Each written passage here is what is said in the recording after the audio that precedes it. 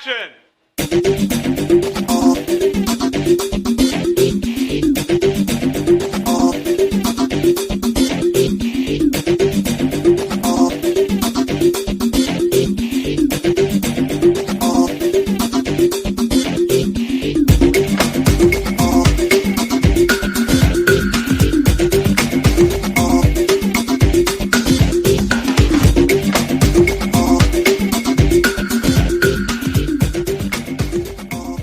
You disgust me.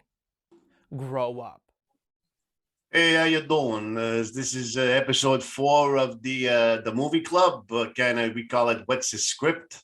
I don't know too much about it, but I'm here, you know, bada boom, bada bing. How you doing, Chris? You okay? I can't do Italian, so I'm not bad. I'll just do this. Fafango. Sorry, that's Italian sweary words, but as you probably are well aware, if you've been keeping up with us, we're doing The Godfather this week. So rather than try and fucking kill Marlon Brando, I just thought I'd just do a fucking normal kind of wee wise guy, you know what I mean? Because I've not got any gobstoppers to put in. That's what Brando had, wasn't it? I think he jammed it with fucking cotton wool to begin with, but then see for the film, I think they made him a mouthpiece. He was a fucking mouthpiece, the boy. He's got a lot to say for himself. His eldest boy was a fucking mouthpiece. Fucking real sonny, yeah. What a boy. Oh, we'll go on to him later. We'll go on to him because I've got views on the man, the sonny character and stuff, but we'll get to that. So, good week, Chris, anyway. Are you all right, mate? Aye, I was smashing, mate. Aye, got a wee bit of sore throat. It's no COVID. It's no COVID. Shouting encouragement, which turns to abuse to the team with fucking love /hate bad sometimes to /hate today. But that's a story for another day. So, Godfather, I don't really need to give it an introduction because it's celebrated its 50th anniversary last week. I think it was March the 24th or something like that. Not that it matters. It's considered by loads or the majority to be one of, if not the greatest movie of all time. So before we get into it, Chris, what's your thoughts on it as a whole? I mean, what else we're going to do this week as well, folks? We're going to rate it out of 10. And because we keep forgetting, we've forgot the last 3. We'll give you the last 3 as well towards the end as well. But what do you think it as a whole? I mean, where does it stand in your league, movie-wise? Well, it's definitely good, mate. It's for when it was made and stuff. Obviously, it's like a time period as well, so it's kind of see the attention to detail and stuff, and it kind of unlike most other mafia films, this one like kind of gives you it's at the ground level sort of thing. Because when you see Goodfellas and all that, although I think Goodfellas is the best one, you can't fucking top Goodfellas. That's coming to the tail end of the mafia, you know what I mean? Whereas this is, you're seeing the power and all this stuff. Well, what really kicks me to this off is the moving into narcotics sort of stuff, which the mafia always poo-pooed, stay away from, because it was just, it ended up, when they did get into it, it was a downfall. But it's showing you it's like a dotted time frame into the mafia sort of thing. So, I mean, see if when you watch this, right, you need to remember. I mean, I'm kind of virgin eyes watching this the other day. I say this as I probably told you. I watched it 7 or 8 years ago and I didn't get the hype. I didn't get it, but I wasn't really watching it, if you know what I mean. So I watched it Saturday night, turned my phone off and everything, made sure everybody was in their bed and stuff. And it was a quick 3 hours because I thoroughly enjoyed it. Maybe I'm going to have to watch the other 2 to get the furor, I would imagine, because as a standalone film, awesome, but there's obviously stuff left on the table there, you know what I mean, that I don't know anything about. But I thoroughly enjoyed it, whereas first time I thought it was shite, but I don't think it's shite, fuck's sake. I was just... what I will say is, I mean, for the time frame, as you mentioned, 72 was when it was released. I think the last gangster film before that would have been all your black and whites and all that, wouldn't it have? Hey, how you doing, Johnny? It's me. Cheese, I tell you, cheese. Yeah, that's it, see? You know what I mean? Listen here, you see? You stick with your own. You stick with your own. Exactly. So black and white kind of fucking trilbies and all that kind of stuff and Tommy guns and shit. But 72, I think it stands up well, man. I thoroughly enjoyed it, as I say. Oh, out of the trilogy anyway, it's my favourite. A lot of people say they like the second one better because you get see Vito Corleone, you get his backstory. Right. But this one, I think, it's just it shows you the old and new, sort of. Know what I mean? Aye. It's the making of Michael, and it's where Vito and Michael cross in it, and it's. Yeah. But we'll get to it, and so we start off. It's just the first thing, the music in it. Aye, that's smashing, mate. It kind of it sounds. I know this is going to sound stupid, but it sounds Italian. Aye, know what I mean? But it's kind of shady. I know. It's not like here.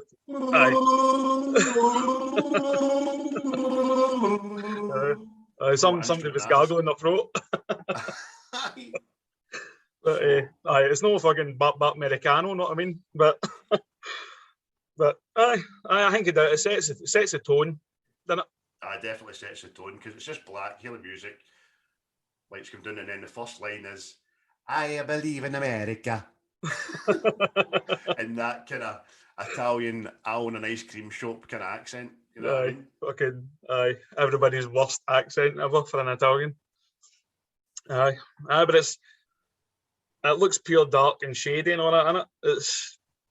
It's not let's say like Goodfellas. Goodfellas is pure glitzy and glamoury and stuff. This is a bit more grounded sort of thing. Aye. It needs a 3 hours because a lot of people pan the first 45 minutes of this film saying it's slow and stuff like that. But watching the film in its entirety, it's fucking definitely needed because you need to understand the importance of the day for the Corleone family because it isn't just his daughter's wedding day.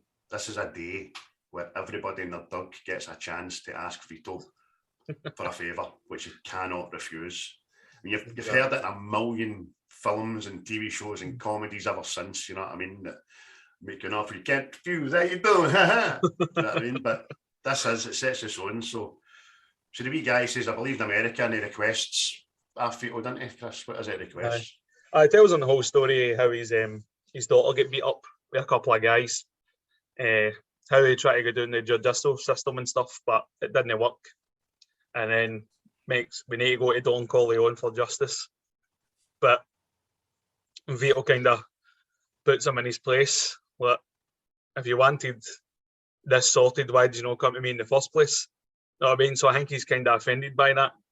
You didn't want to go down my route first. So, but I think the guy kind of makes amends, doesn't he? He does. Before he gets fucking packed out the office, he kind of kisses his ring. He calls him Godfather, which he didn't do first of all, and he kind of guarantees that should he come for a favour in the future, when any questions asked, and he'll definitely give him one back. But so eventually Vito agrees to his request, says he'll sort it, but as he says to Tommy, didn't he? He says, "Get somebody on these guys, don't kill them." Aye, that's it.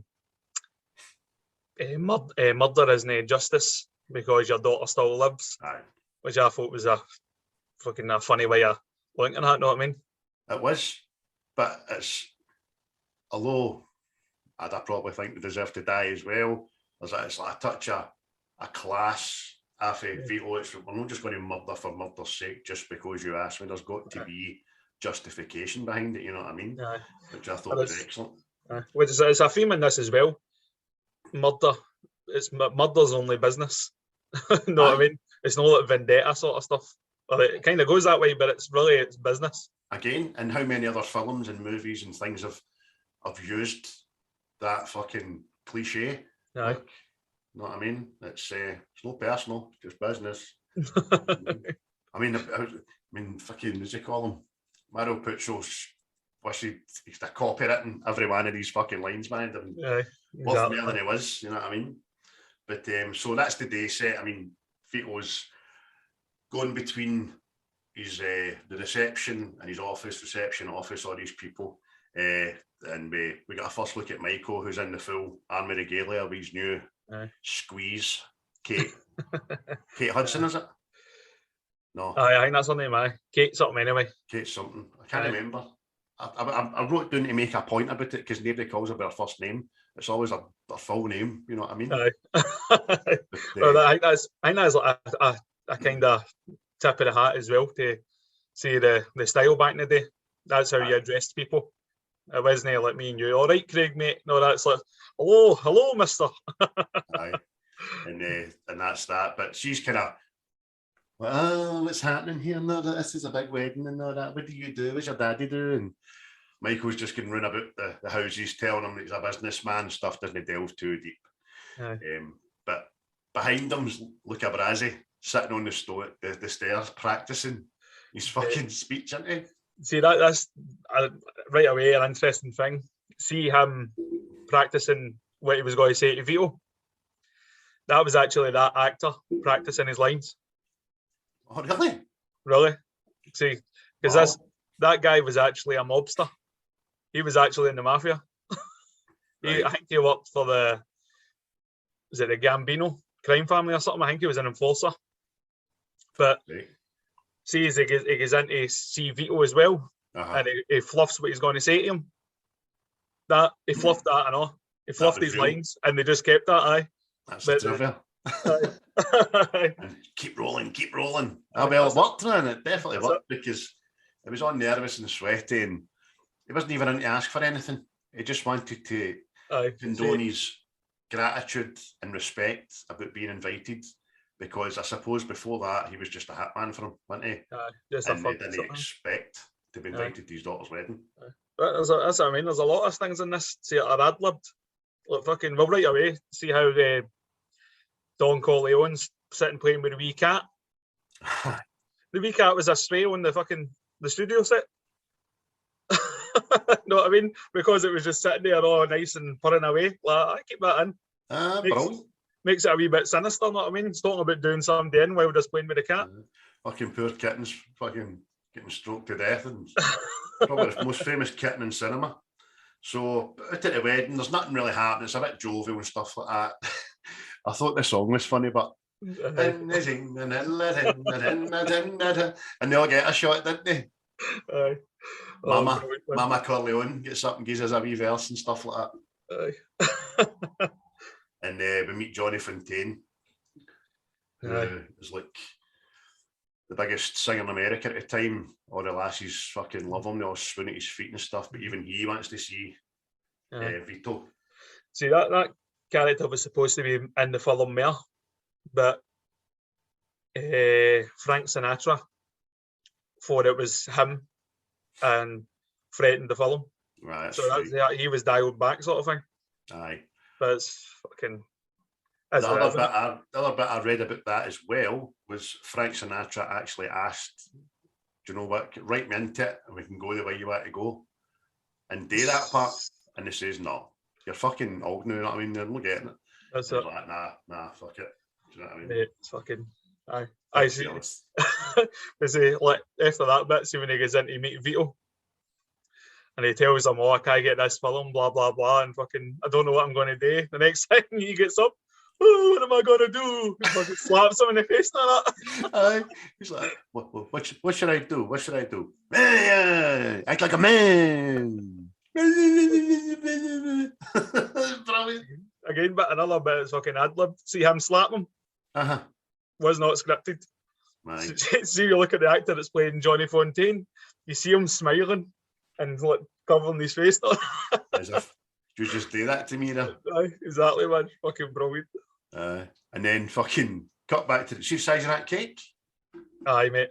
Name of Rebecca was talking about it. You see the cake I made for you. You see the cake I made for you. Fucking see it. You can fucking see it for Sputnik, mate. I know, fuck's sake. Fucking 97 tier wedding cake. Go big or go home. Exactly, mate, exactly. So, as I said, it was about 40, 45 minutes, the whole wedding and the comings and goings and stuff. And there's not really much to add to that. It's just we kind of get a meeting a veto. We know what's happening. We see Tommy. He's a consigliere for the Godfather, which is the advisor, obviously. It's easy for me to say. And he's treated like a brother, but he's not a blood brother. He was taken in his elbow and stuff like that. You see Sonny just floating about the background in the office, and obviously Michael's outside, and so Alfredo. Fredo, aye. Fucking. He's just no business being born into that family whatsoever, is he? Nah, he's a sweet boy. Aye, he comes there and introduces himself to fucking Kate, doesn't he? And it's a pure awkward meeting. See the way he fucking goes down. I thought he was going to sit on our lap. Know what I mean? What are you doing? I don't know that. Get fucking off of her. Johnny Fontaine was in to ask Vito to get him the part in this film because he wasn't getting it, and it was Waltz. So we'll go straight to the Waltz Studios, and Tommy goes there as the consigliere, relaying the instructions that he wants Johnny in the part. And he's like, no, you can get to fuck. He's not getting in the part. He's rubbish. They defiled a lassie. That was fucking that I liked. That's the whole reason for him not getting the part, man. It's the way he makes it. I know. The studio we spent millions on her dancing lessons, singing lessons, and all that, and it all comes down to he stole my bird. Aye, that's what it's with, isn't it? Because it's all going. You're like, right, he's justifying this. He's put a lot of money in this lassie. He's put a bit of time and effort, and then he fucks it all by saying, she was the best piece of ass I ever had. I mean, but Tommy goes back anyway, invites him back that night for dinner and stuff. Says, look, I didn't know it was Vito Corleone. But even then, didn't he? Ends up. That's a good line, say, with Tom Hagen and all. What is it? The Waltz guy says to him, you can ask anything else, just know that. I'm not doing that. And he goes, well, he doesn't usually ask when he's been refused the first favour. So you're like, aye. Oh. And then he doesn't usually ask a second time when he's been refused the first time. Aye. And then it was fucking, what is it? He's a man that insists on hearing bad news right away. That's it. Imagine that flight, New York to LA. Just like, no, I'm not doing it. Right, I'm back on the plane. Aye. See, 50 years for then, he could have just watched that them. Aye. I've done a wee video call or something like that. A wee podcast. Aye. So he fucks off, and Mr. Waltz wakes up in the middle of, next morning, and that's when we see that famous scene. Aye, the big horse head, which I didn't know was a fucking real head, by the way. It's no 100% authenticated. As far as I've read, there's loads of people saying it was real horse, other people saying it wasn't. Aye. But the one I read is the way to a dog food factory. And got a head. Oh well, definitely not saying it's wrong. There's just a couple of people for the studio have poo-pooed it and says no. But obviously they didn't go out and fucking kill a horse to do it. You know what I mean? Exactly. Aye. Because I think I remember there was a big protest on this about it. Because I think that's what everybody thought. So maybe the studio's trying to distance herself here. Aye, I think that's probably. I think you're right, mate. But as you say, anyway, man. I know. I could just imagine you, but as you say, just rocking up at Pedigree Jump Factory, like chatting the door, like, oh, and any horses in there? What you want? Can that be got? So he wakes up covered in blood, horse's head, and then obviously Johnny gets apart because he's been fucking warned. You know what I mean? Plus, Waltz strikes the bed. Aye. So Salazzo by this time, obviously they've got the meeting with Salazzo, and he's, as you said earlier, he's requesting permission to start bringing drugs into the country. Do you know what I mean? Yeah. He comes in with us. He wants to use the Corleone's family's influence on politicians and police and stuff, which is like the kind of it's the first hint a bigger story, but we'll come to that up see later on in the film as well. But it's just really down to politicians and police to save themselves, sort of thing, save themselves trouble. But during the negotiations, Vito's said to him, what about the Tattaglia family? What did they get out of this? Which Salazzo says to Tom Hagen, my compliments, because he was getting in there, just practically not going to mention that, know what I mean? I'm in to get more money.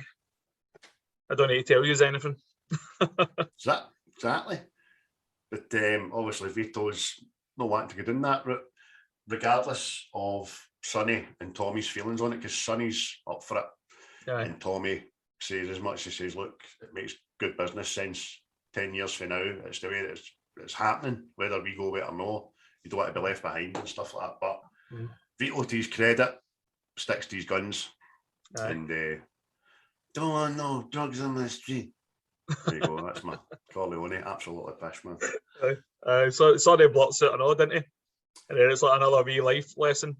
Never tell anybody outside the family what you're thinking again. Aye. You know what I mean? Aye. Because obviously he's kind of the heir to the throne, isn't he, at that stage. So that's another wee lesson for Fader. You fucking dared to get him into fucking other people are in the room. So request denied, Mr. Solazzo, and then we get we'll start moving a wee bit on shit.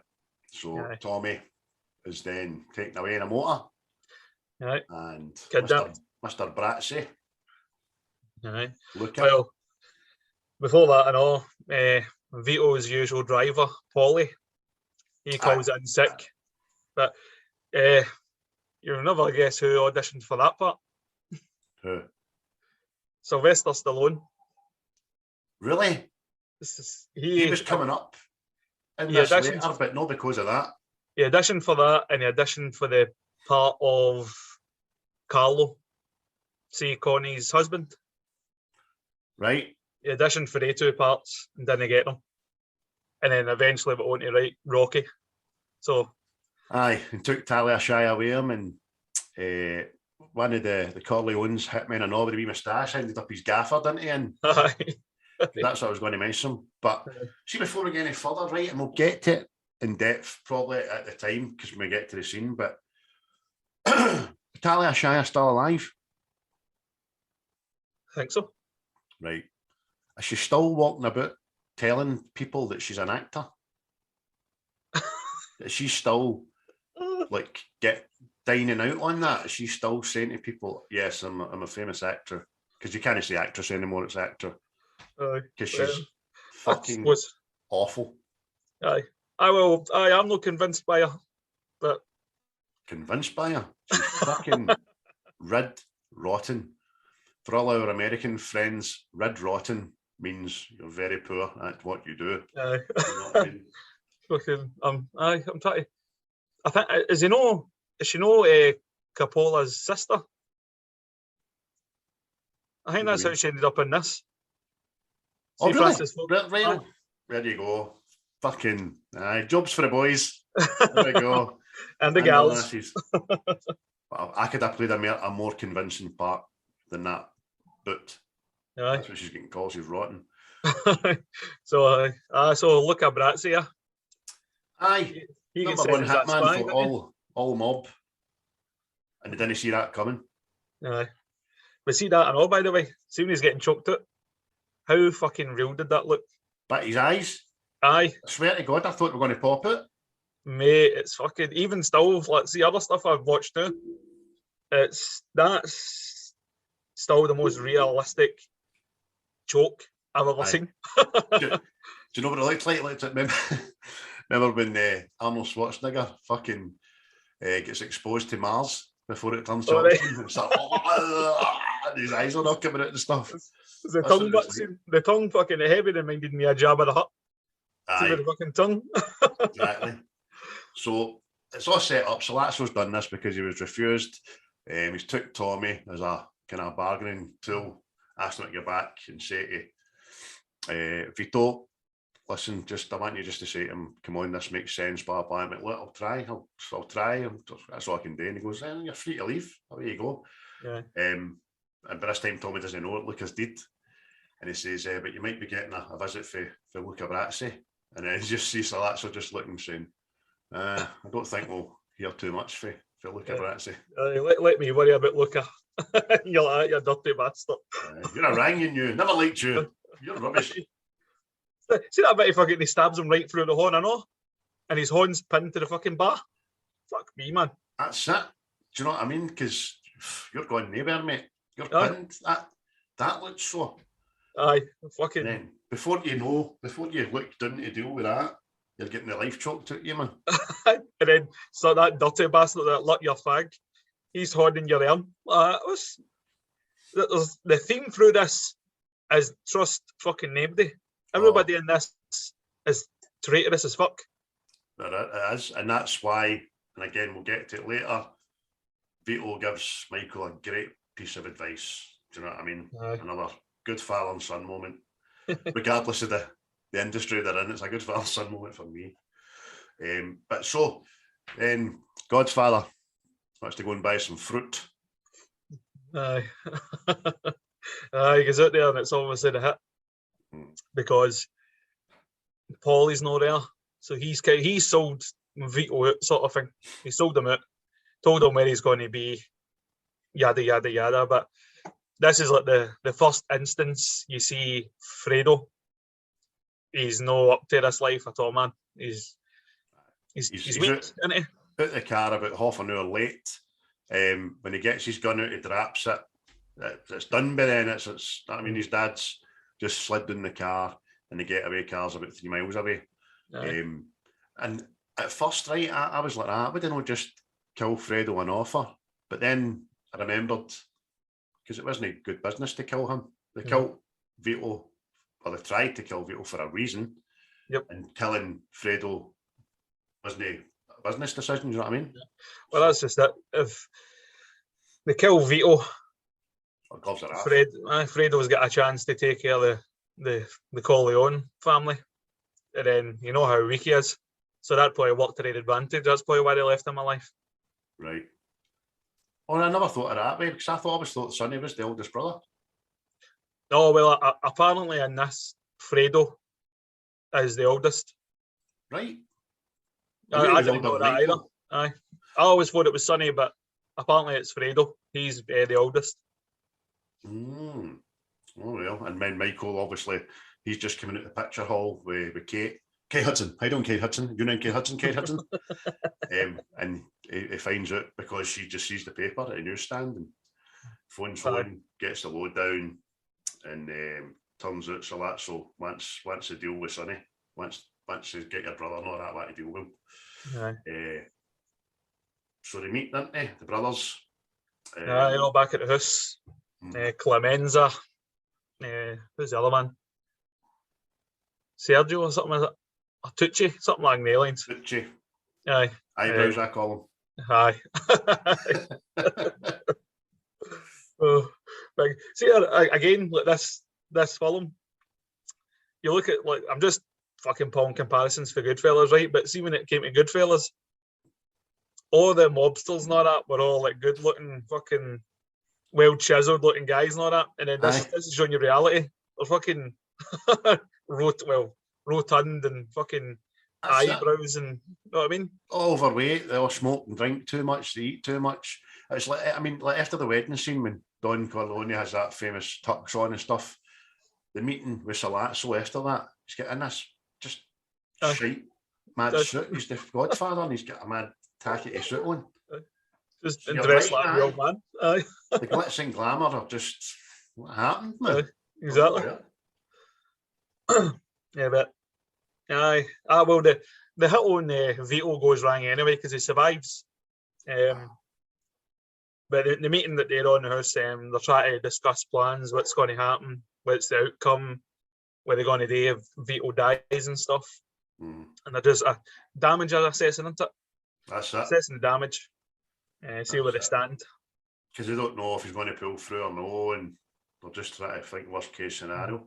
And I've wrote down here, and I've obviously forgot to write something beside it. Fish. Aye. Aye, so they're wondering where Luca Brazzi is.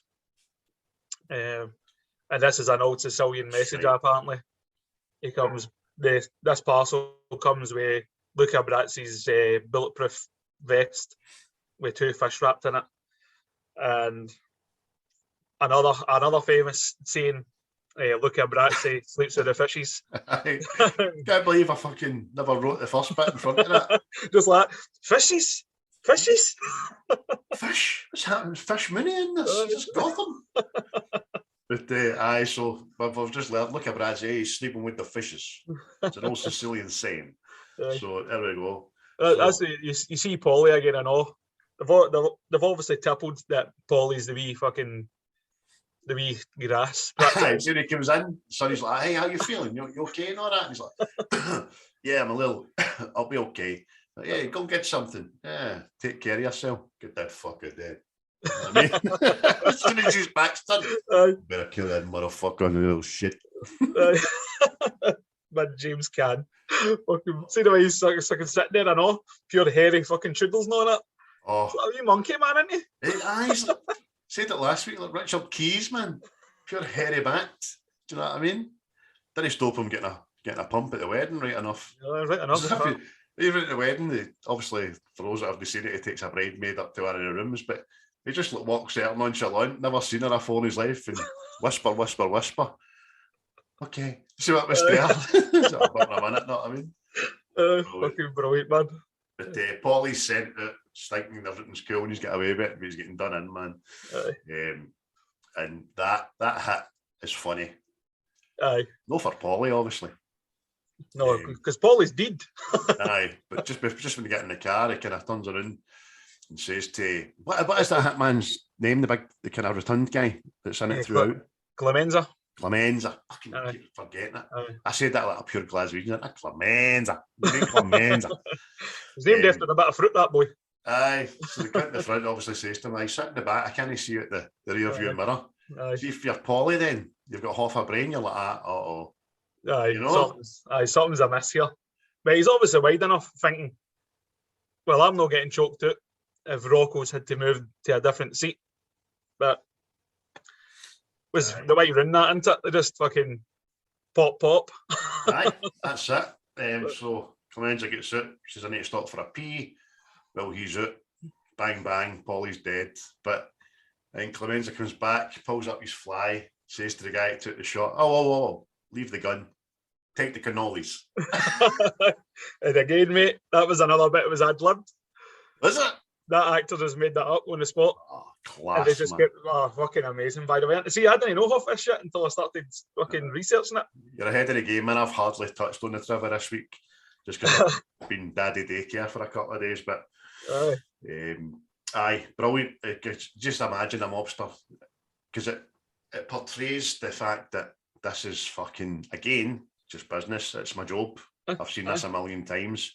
And even though I'm looking in a car, a guy with the back of his head through the front of his head, they can always look good, by the way. Is his wife that wants it, isn't it? It's Clemenza's wife. Don't forget. I didn't know that. I just thought he was a fat bastard and thought to myself, not leaving them, man. Hey, leave them other way. You fucking leave that cannoli there. Hey, they're mama doos. Hey, don't leave those cannolis. They're fucking gorgeous, let me tell you. Brilliant, man. See, that's, again, it's different times, man. Because leaving that fucking murder weapon there, they'd all be caught. Fucking job done. How times change, man. So what you thinking about Michael at this stage, right? What you thinking about him? I think he keeps trying to distance himself away from this part of the family. But I think with what happened with his dad, he's starting to, it's like family, isn't it? He never wanted to be part of it, but he's like kind of being dragged into it, sort of thing. Aye, just you kind of don't know what to make of it. Just comes across a bit of dick. Do you know what I mean? As if I'm not like yours, I'm away fighting the war, and then it's kind of up and down with him. Do you know what I mean? And it kind of treats Kate like a fucking bit of a wallop or an arm, man. But because I think he went to college and that, didn't he? Aye, that's right. Diane Keaton in this as well. She's fledgling at the time. She's quite unrecognisable, actually, because she's a beautiful looking woman, but no then. Again, she's no dolled up like the lassies in Goodfellas that you were talking about there. That's it, mate. Fucking Fuck aye, man. Fuck aye from it. Aye. So Michael goes to the hospital to see his father anyway. Cut to the chase here. And when he gets there, it's like pardon the fun, it's like a morgue. There's absolutely nobody about. There's nobody at the front desk. There's no nurses, no doctors. And the policeman that was assigned to Vito's room was just no there. He wasn't there. It was an empty chair. Yep. So Michael goes in, didn't he? It was like a case of the fucking Epstein murder there, wasn't it? Mm-hmm. Aye, goes up and he sees that there's no guards there. Obviously, he finds his dad in the hospital, finds his room, checks in on his dad, and this nurse appears. And she says, you're not supposed to be here. And that's when he asks what happened to the people that were supposed to be guarding my father and stuff. She says that the police came and sent them away, which it's no secret to anybody. The police were up for sale back then, know what I mean? But so especially our friend, the police captain. Aye, he's a big bastard, that captain. I've never liked him. No. I never liked the boy. No. Even I recognise him for other films and things. I think he was in Columbo and all that. I know a couple of episodes or two, but it's a fucking walloper. Oh, I don't like that boy. There's a want with that boy. Aye, but as he gets the nurse, Michael says, look, some people are going to come to harm my dad. We need to move him now. So him and the nurse move him. And then they see Enzo, just a family friend, just coming up the corridor, a wee bunch of flowers to see Godfather. And he's no mafioso by any manner of means, is he? No, he works in the bakery because he's the boy that was with the baker. Aye. About the cake. Cake. But it's then that scene, Michael is saying to Vito, I'm here for you, Dad, and all that stuff. See when he says that to him and Vito starts tearing up, mm-hmm. do you think that's Michael pledging to join like the family business, or does it mean just I'm just here for you right now sort of thing? It can be deemed either or. Again, it's I see a good few father and son moments in this film, and that was one of them. That was my first one, and I just, because he's been away in the army and stuff like that, he's just back, and he's just letting his dad know in his time of need, look, I'm here for you. Do you know what I mean? I'm not going anywhere. If you need me, I'll be here. However, you're right as well, because it's a subjective kind of question, isn't it? I mean, that's 100% plausible as well. And it's just because since the hit, you're kind of seeing Michael. He's getting well. See, when you go back to the wedding, Michael sits with his missus. Doesn't go anywhere near anybody else. You know what I mean? Then the hit happens. He's there at the house with Sonny and that.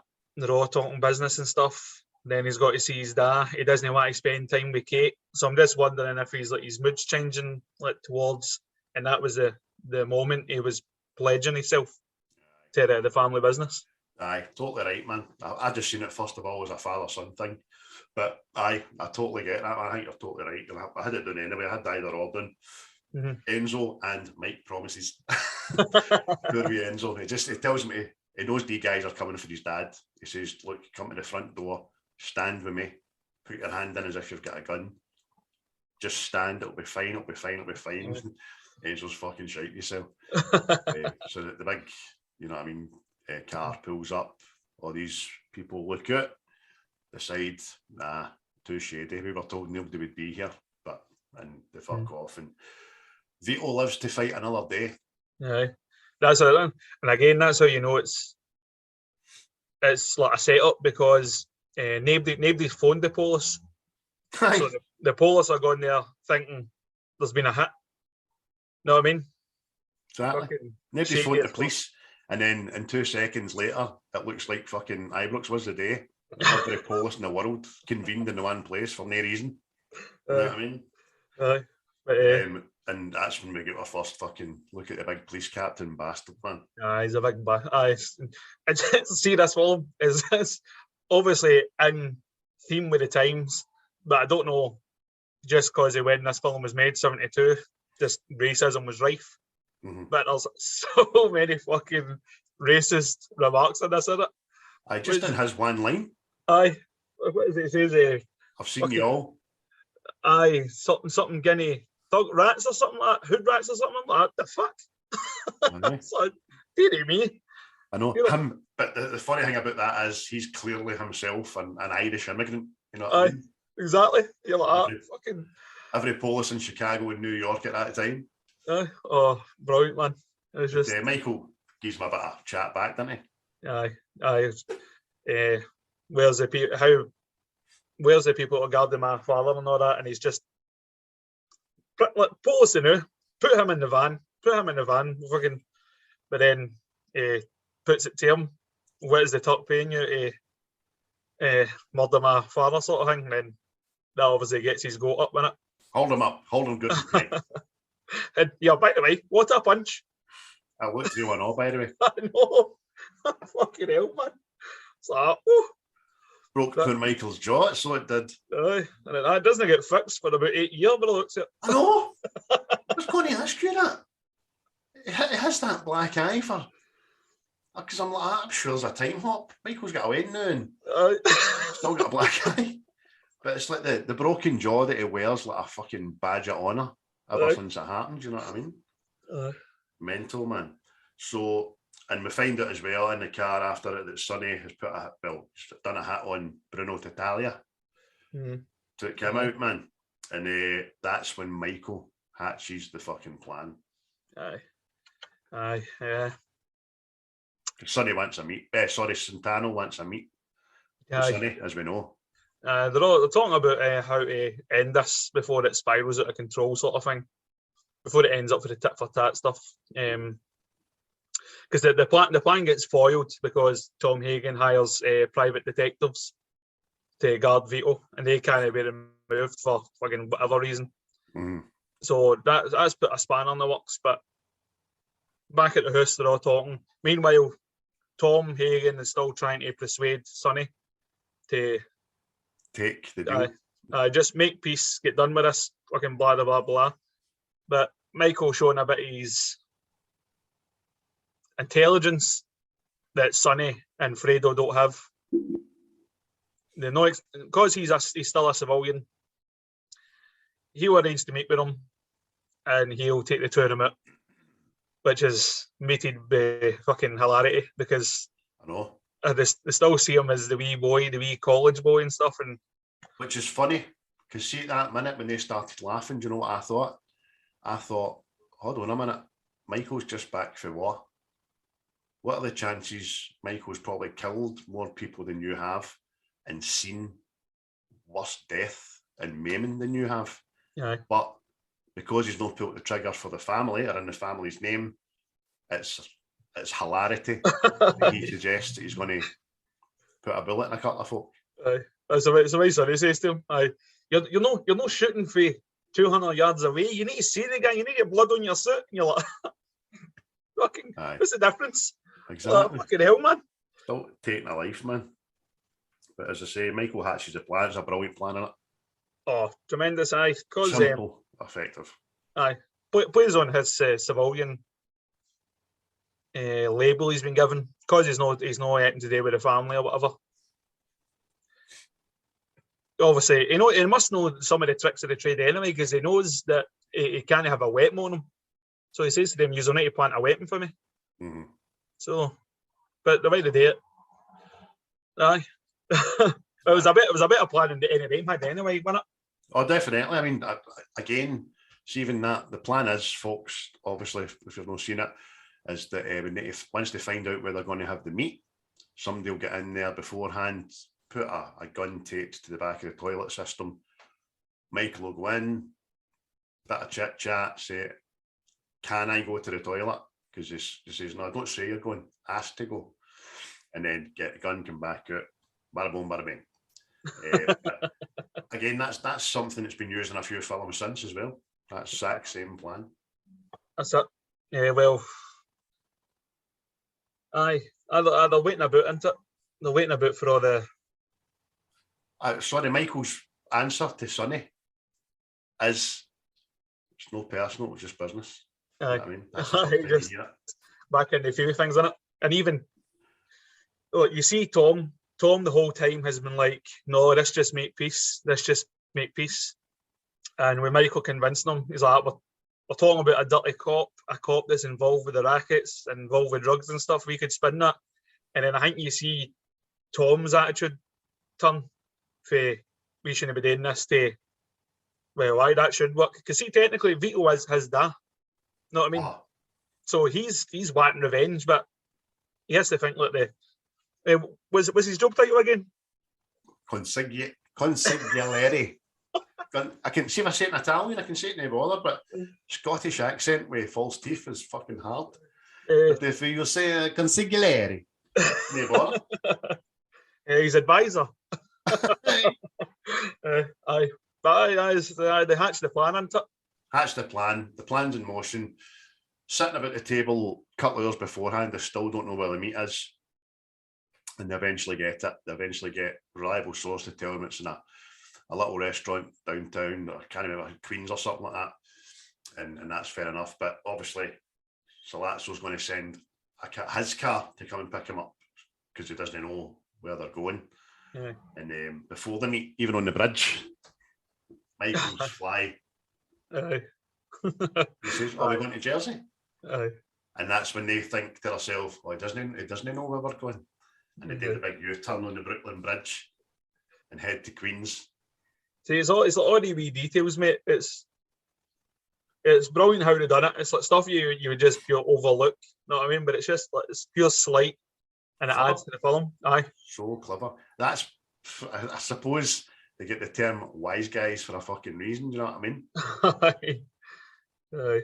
But aye, the next time they go to this diner for their meet between the Salazzo, Michael, and the police captain. Yep. Well, before that, you've got the bit with Clemenza.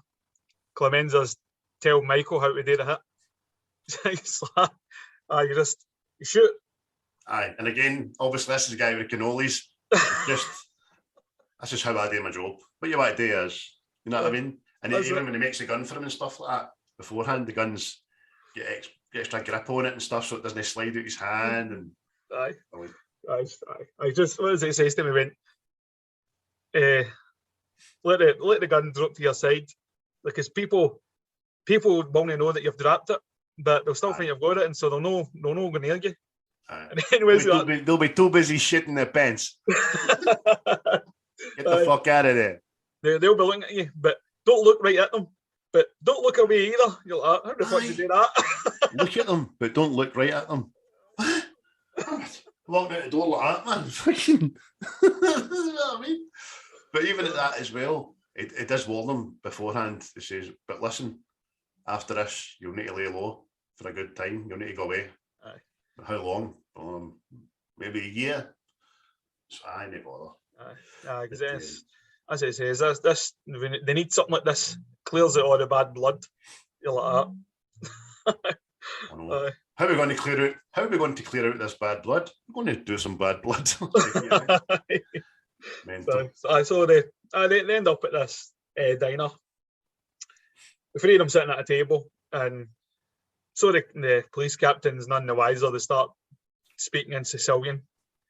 So, well, you can kind of see that he apologises about his face and stuff, and talking about, it was just business and all this stuff, trying to convince Michael to either convince Michael to convince Sonny or whatever, just convince Michael. But you can tell by the whole time, Michael, Al Pacino's character, he's just staring right through him, isn't he? Oh, he's not developed his poker face yet, man. He's just, I want to fucking do you in, ya prick. I could beat you to death for that fucking teaspoon. But and they're just, and I think Michael, they're talking in Sicilian, right? Mm-hmm. But Michael just breaks it off, sort of thing, and just talks in English like, what I want is to make sure nothing happens to my dad again. So the fucking police captain's well aware what's going on here, what's being spoke about. Aye. And again, him not being able to hide the fact he wants to kill this guy. Salazzo by this time is just too full of himself to even notice I stare like that to him. Do you know what I mean? Yeah. Being disrespectful in his language and his speech to him and stuff, as if, aye, cool, we'll do this, not that, you fucking wee dick. But it's horrible. So Michael then asks to go to the bathroom He's in there rummaging about in the toilet. Well, before he goes, fucking Salazzo pats him down again. But the captain confident in his work. He's fine. He pats him down, he fucking sexually assaults him. How's your father there? Cough, sir. Right, but he goes in, finds the gun where they've planked it. That's planked, it means hidden it for overseas listeners. Chris, see the size of the toilet system, right? Aye. It's about the size of, I don't know, a small laptop. Do you not think it was looking for far too long? Just to add that bit of blind panic.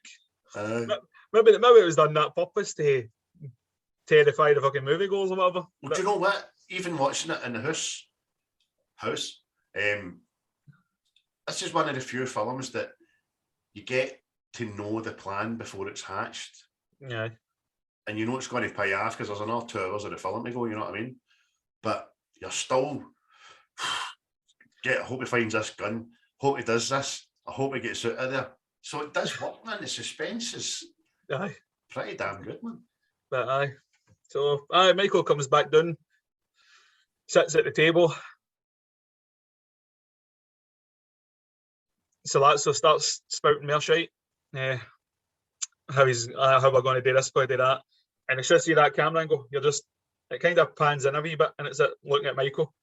And it's just his eyes are darting for the Salazzo to the captain, just any minute now. And then that's it. And stands up, fucking does the business.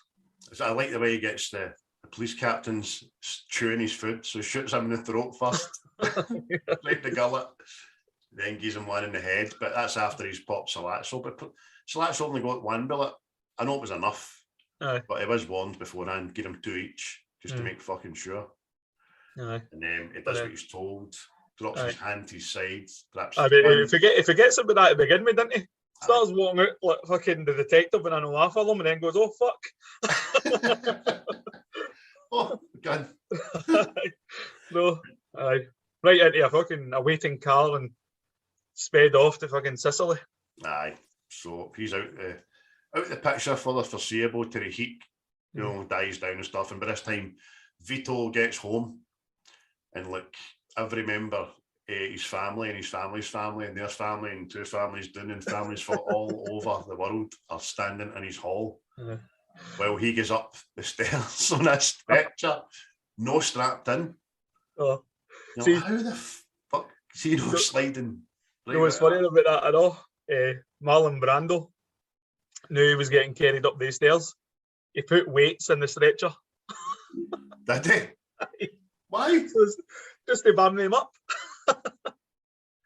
But the fucking as the Mafia wars happening as well. You see the spinning papers and all that and stuff. It was actually George Lucas that put that together. Because him and Coppola are pals. Oh, cool. And see some of the pictures in that as well. That's actually real Mafia stuff. I don't know George Lucas thing. That's pretty cool, man. Pretty cool. I like that. One of the pictures is Frank Nitti, which is member of the Untouchables. Aye. That bad bastard. Killed Sean Connery, that boy.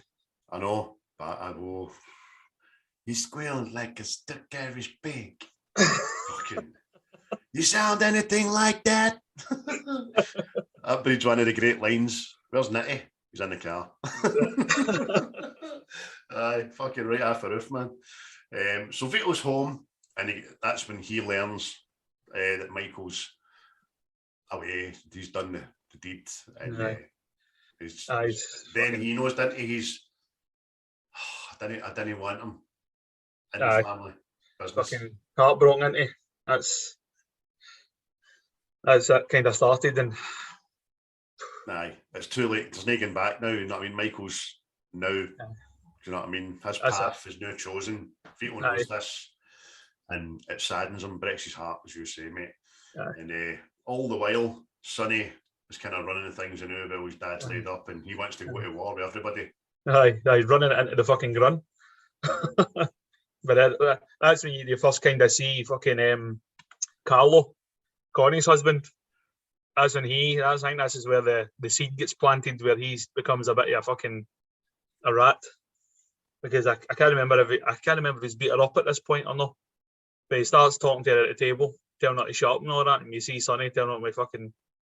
Aye. Well, first of all, Sonny is talking about business at the table. Aye. Sister says to him, "Look, when Dad's here, we usually don't talk about business." Then Carlo tells her to shut the fuck up, and then he tells her to shut the fuck up. I'm sitting at the end of the table, no saying fuck all, but it's the way he does that as well, isn't it? What's that? The way he does that as well.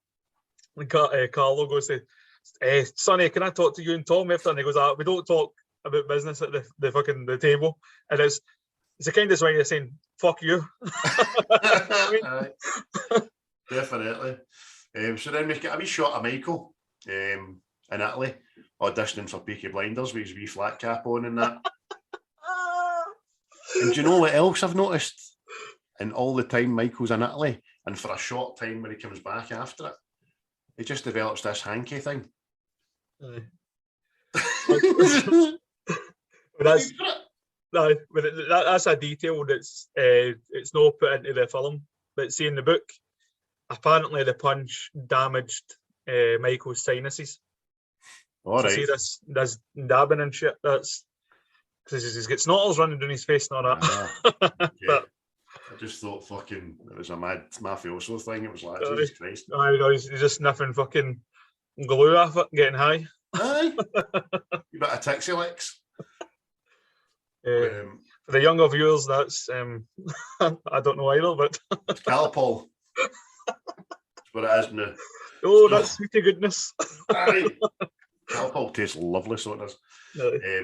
But the whole premise, shown as Michael in Italy, it's the first time he sees this beautiful young lady who ends up dating under chaperone with the family. But he asks permission first of the father. I would like to date your daughter. You know who I am, blah, blah, blah. And he says, look, I don't expect to date her alone. I can date with the family there and all that. And it's just seems him walking with her round the corner, and then 10 feet behind him, all the aunties and the mall and all that, you know what I mean?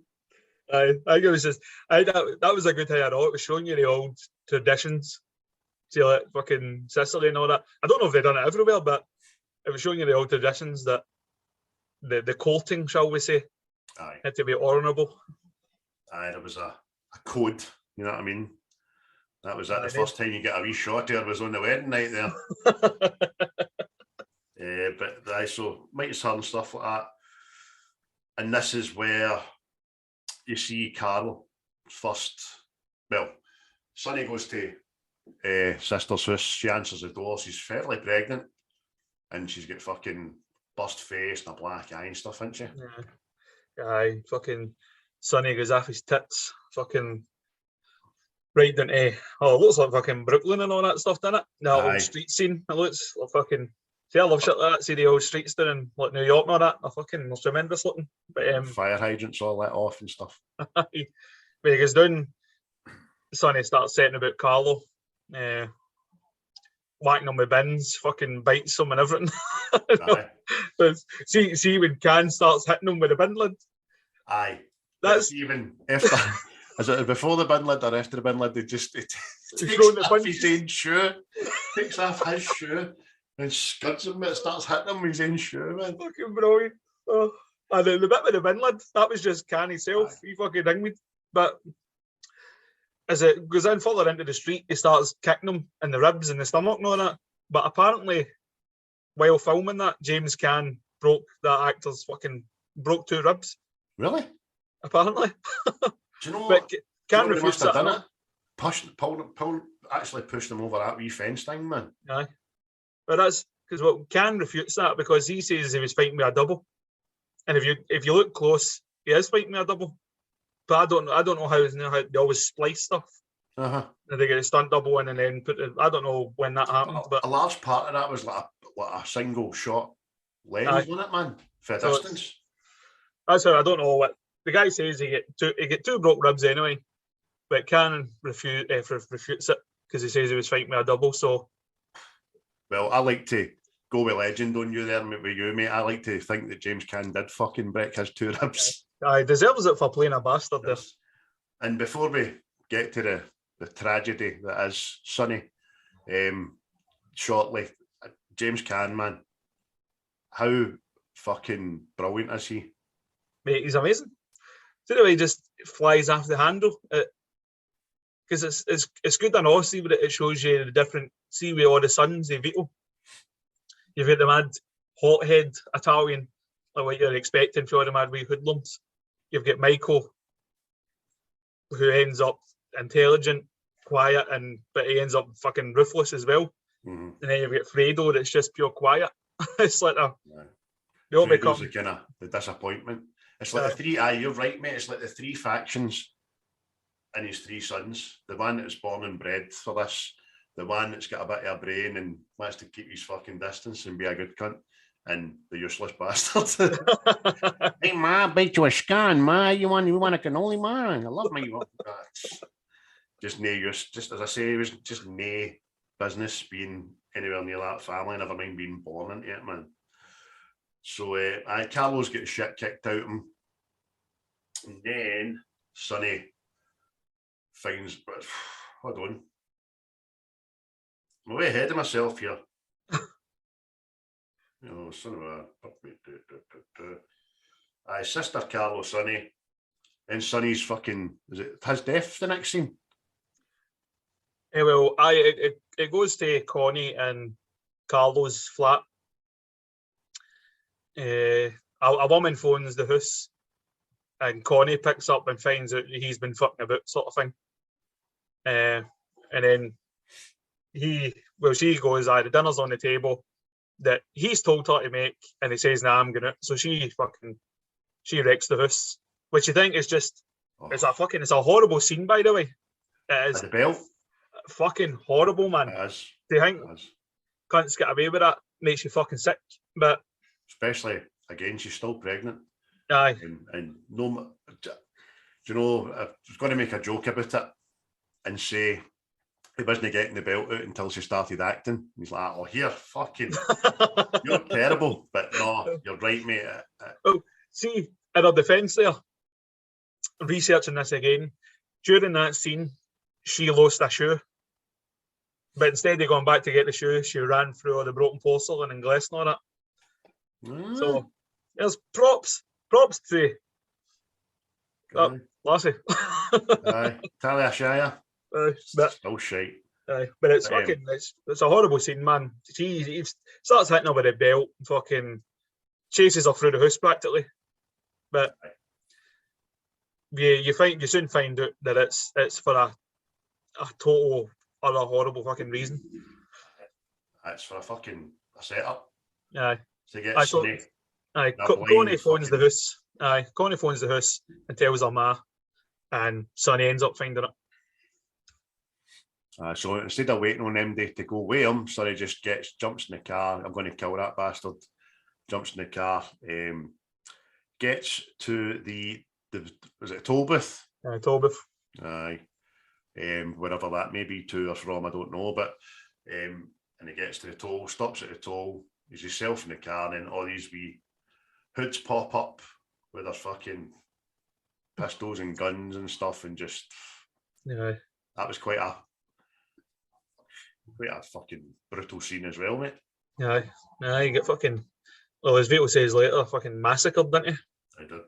It's like 400 odd bullets, and then what you said to me, they just kicked him in the head to make sure he was dead. They just riddled his body with every bullet they could muster, and then the one wee guy just goes up to him, even though he's well dead, and just kicks him right in the face.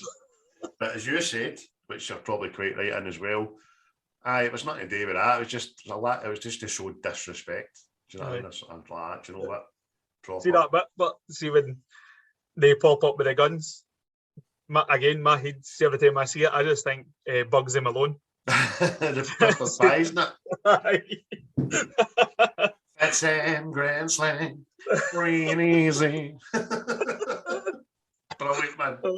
I need to watch that film. I've not seen that since I was young, man. No. Oh, mate, smashing. Can't beat it. It's usually on Channel 4 once a year, but... Is it? Usually is, aye. I promise I won't download it and I'll buy it and I'll watch it legally. I will not stream it on one of yon pen things. Stick, you say, a stick? Aye. So Sonny's done in. Vito's out of bed. And goes down to the funeral parlour, doesn't he? Aye. This is the wee guy we meet at the start of the film. Mm-hmm. I believe in America. Americano.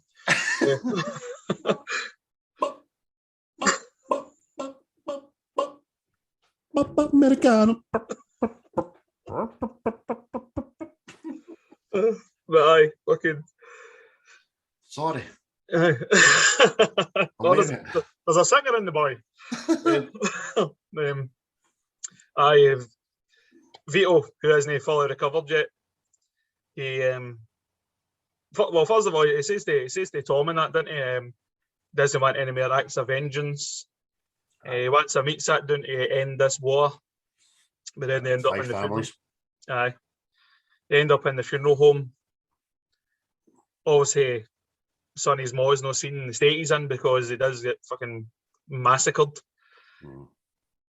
But it's the first time you kind of see Don Corleone as well, just about to maybe start greeting, and then catches himself because back then it's like a sign of weakness and all that stuff. Know what I mean? Because of who's there. Aye. Because it's.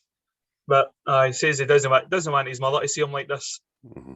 And that's how you hear the line, they butchered these boy, they massacred this boy, because it's fucking what, 400 odd fucking bullets or whatever shot into him. It's not just a hit, it's a hit and then it's defilement and disrespect. And obviously a big thing back in the day was the ultimate disrespect was to leave a mother with so she couldn't have an open casket at the funeral. Do you know what I mean? That was the utmost disrespect. But Vito's not having it. He says it ends here. I want a meeting with the 5 families. I don't want vengeance for this. Just like I don't want him to look for vengeance for his son that died and stuff like that. And that's fine. So he meets the five families all get together. I'll not name after name because we all know who they are. And Vito, brilliant. By the way, Brando's excellent in this. You kind of forget about him because he's out the game for the start of the film, but he's back. And at this meeting, it's tremendous because obviously he still denounces the drugs, and he promises there will be no vengeance for Sonny. Absolutely no vengeance. You have my word.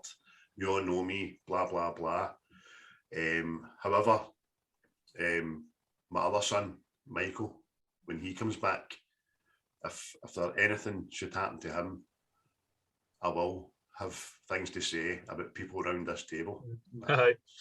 See that, but that's probably the best scene in the film, because the whole time you're thinking it's the Tatalia family are the ones that backed who's the drug dealer again, Salazzo.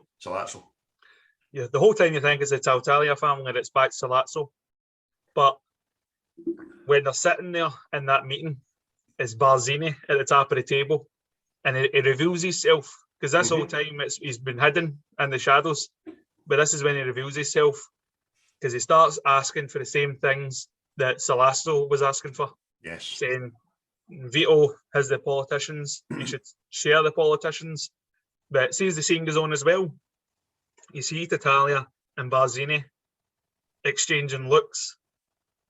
Know what I mean? Because up to this, you don't really know anything about Barzini. Nah, you don't. It's that. I mean, anyway, Vito agrees to help them with their drug business and stuff, offer them protection, and they make up.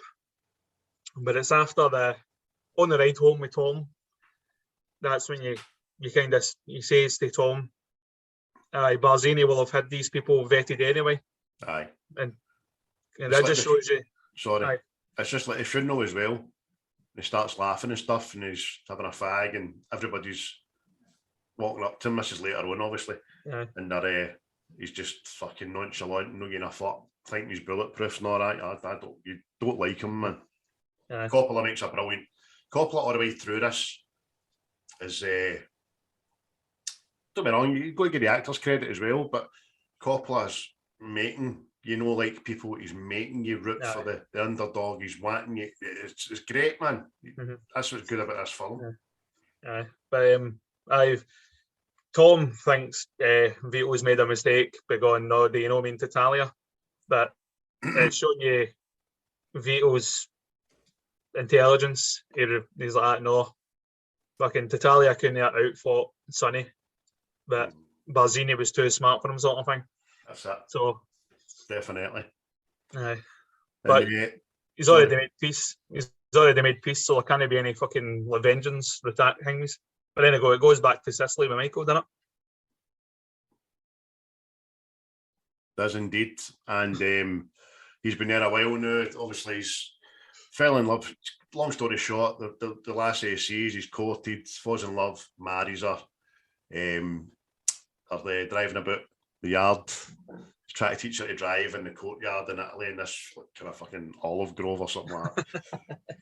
I don't know what it is. And all seems well. Do you know what I mean?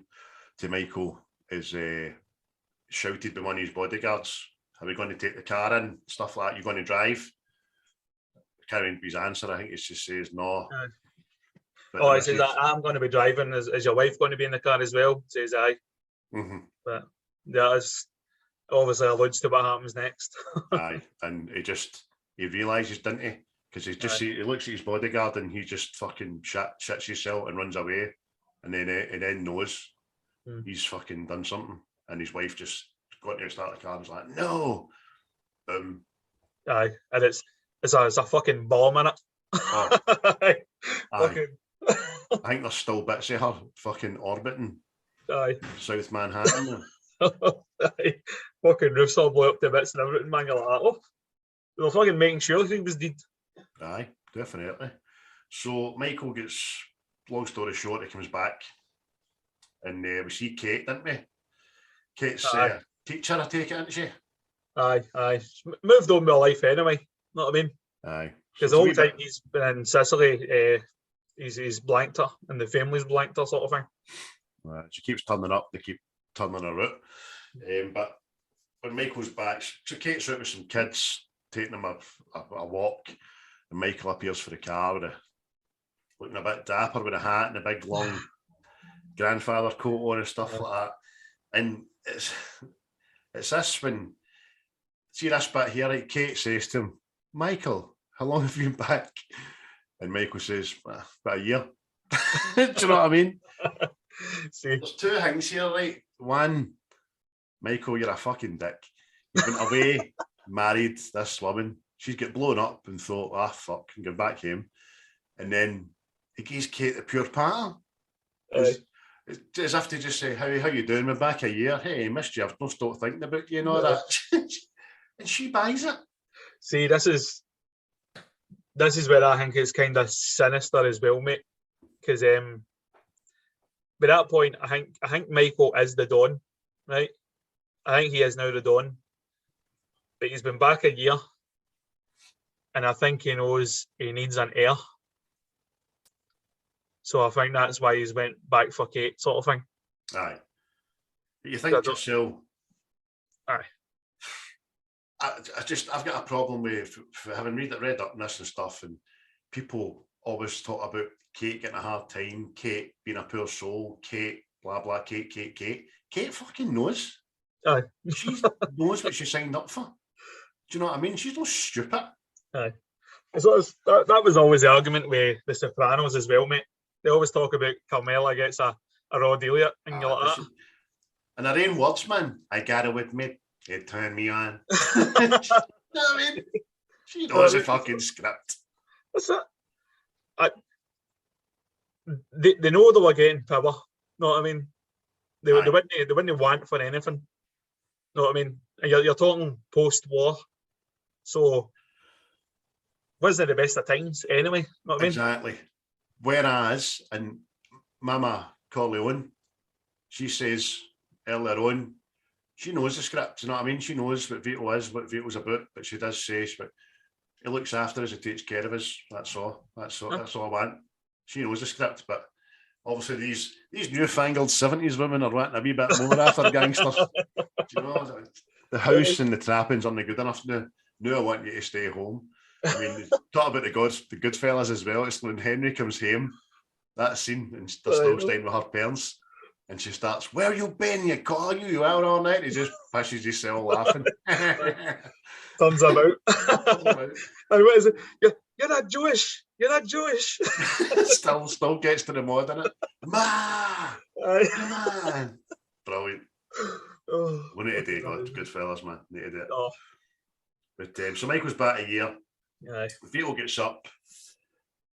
This is brilliant, right? This scene in the office where Vito's consigning himself to the fact that, well, he's letting the rest of the family know that Michael's top dog. He's going to be more a consigliere. See when Vito moves away to the fish, is it the fish or the flowers? No, fish. And then Michael gets up and sits in his seat. Aye. That's when, if you didn't know, you're like, whoa, fucking power move, man. Power move. That's it. It's the, like I say, mate, it's the wee like stuff that you've picked up on, mate. It's like the wee that he's now semi-retired. Michael is now the fucking head honcho, you know what I mean? And he's just in the background listening, you know what I mean? Because he's now that Italian word consigliere. Well done, you can see it. Consigliere. Hey, consigliere. Consigliere. See what I mean? Aye, but he's just wandering about listening to the meeting and seeing. It's like an apprentice, isn't it? Aye. It's like just sitting, listening. Aye. But it's quite funny. And a Glaswegian brain, right? A Scottish brain will tell you, you can imagine the two of them, like father and son, before everybody comes. Yeah.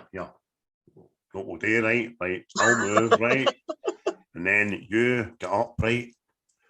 What you do is sit in my chair. Sit in my chair.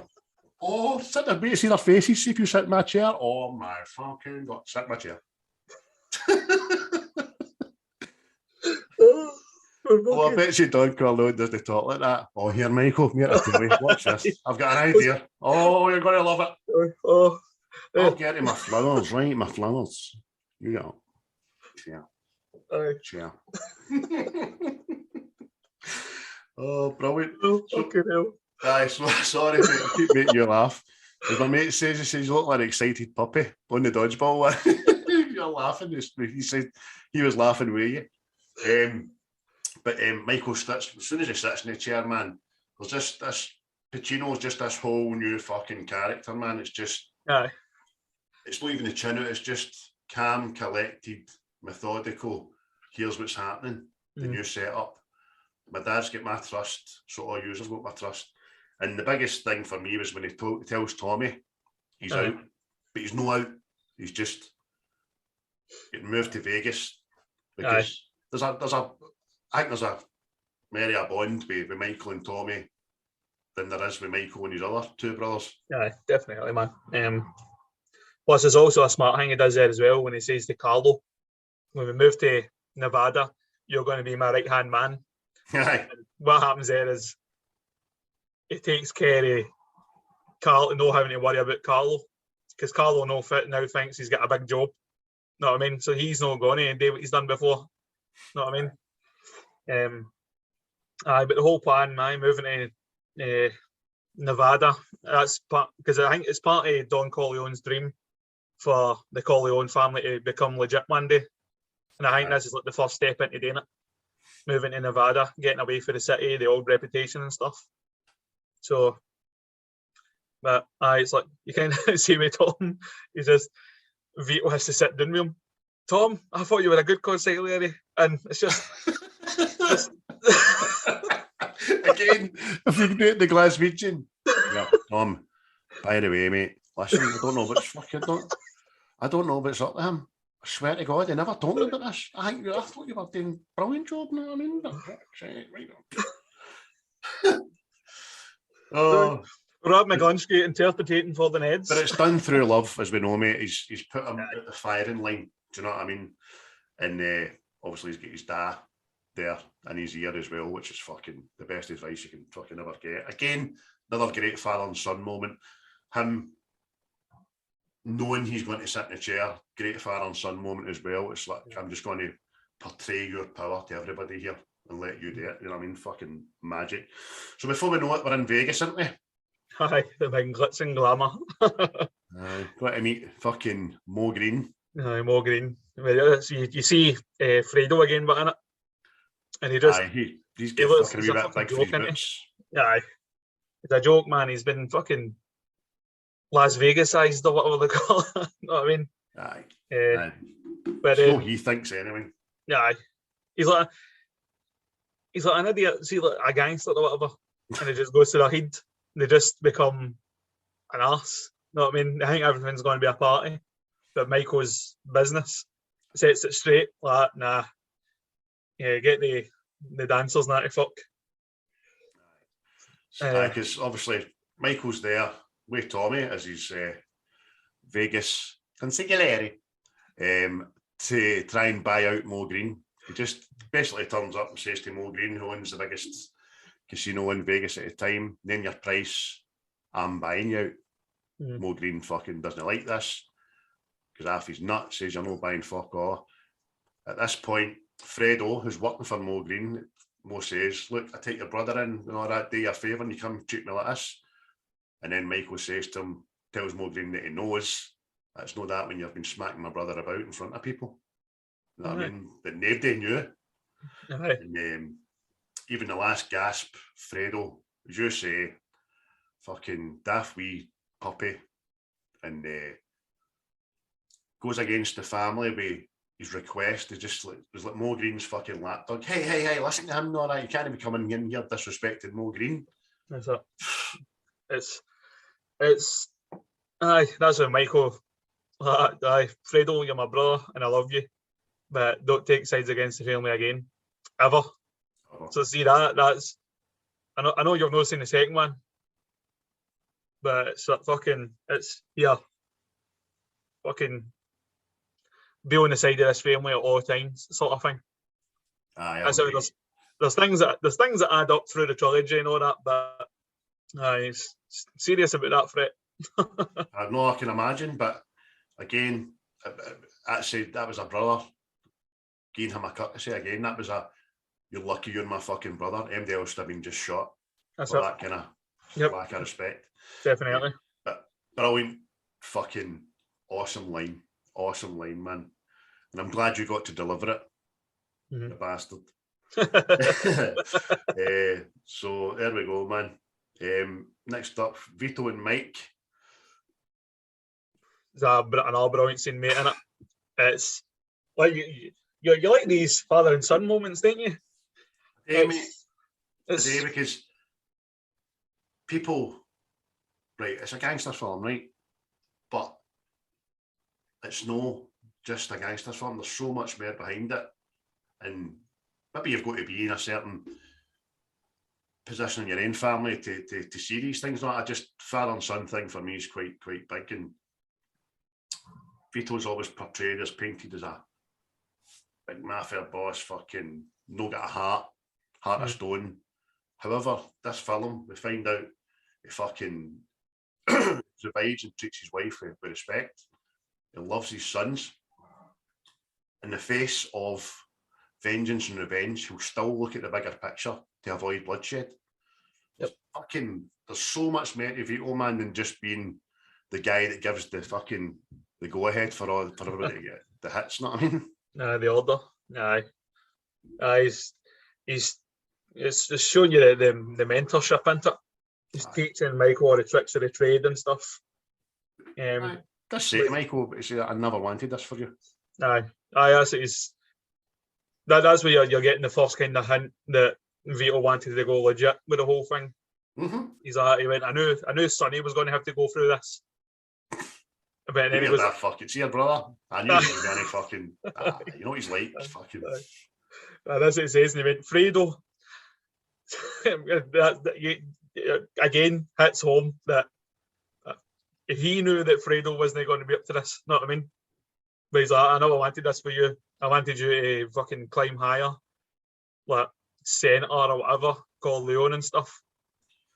And Michael says to him, we'll still get there. We'll still get there, Pops. But before that bit, he tells him a scenario. Somebody will arrange a meet for you. They promise the protection and stuff, and at that meeting you'll be assassinated.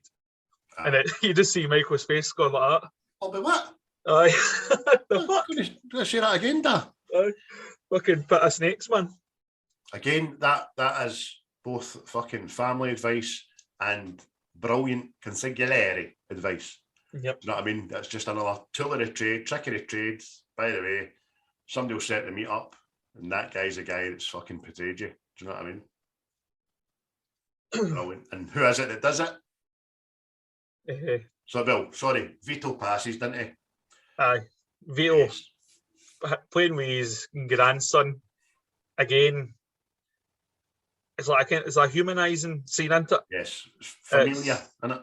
Aye. It takes it away from your fucking baddie gangster and all that, and in the end, he's a grander playing with his grandson.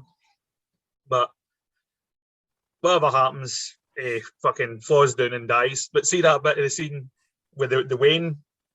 Get a fright. Aye. See that? He really got a fright, didn't he? It's just up here. Ah! I know. It made me want to go out and buy oranges to my boys. But then I thought karma might fucking kick me in the balls and I grabbed doing deed after it. I thought that was quite sad and all, but see when he does fall down, deed, and the wee boy thinks he's carrying on. Oh. You're like, fuck's sake, man. Aye. That's talking at the old heartstrings. Because the wee boy was that young that he couldn't have acted that, you know what I mean? He's probably thought that. Aye. You know what I mean? Go and play with that guy right there. Okay. No falling, mister. But then it cuts to the funeral, doesn't it? Vito's funeral. Aye, this is what I alluded to earlier on about you when I said it's then you find out who sets the meet up, which is fucking eyebrows. Tucci, is that his name? Aye. And then you see Barzini fucking cocking a walk. Aye. Lighting fags, smiling and all that at a funeral and stuff. Aye. Delighted to see folk fucking shaking hands, laughing. And again, Coppola, you're like, hats off, you make me want to fucking date for him. I do. I want to be at that funeral and go like that. Oh, Michael, I'll get that shit. You're all right, mate. It's just that, see that scene, but he goes up to put the flower onto Vito's coffin, and it's just the way he fucking looks at Michael. It's just like, I'm coming for you, mate. Aye, because enjoy Michael again, like you said in the restaurant with Sarazzo. It's that deadpan, you're getting it face, isn't it? It just fucking stares him out the whole fucking time, man. Aye. Oh, it's brilliant, man. It's fucking. It's like the wee slight things are brilliant, man. It's just like that total. It is how it would happen, because it's not like everything in Hollywood is always fucking has to be a threat.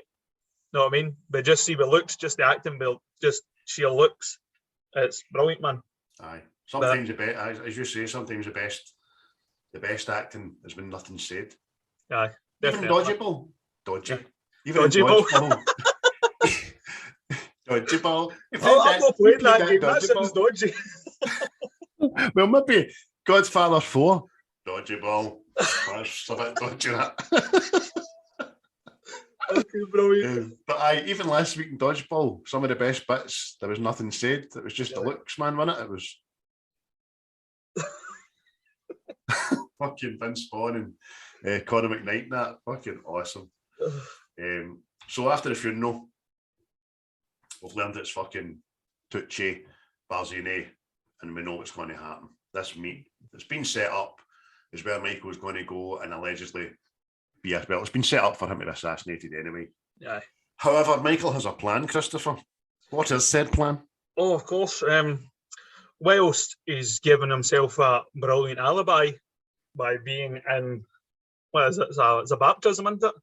That's his sister, Carlo, and That's his sisters. He's at a baptism.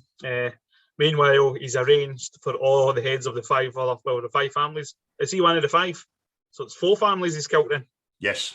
Aye, so he's arranged for all of them to be assassinated, really. So, Well, he's hiding in plain sight.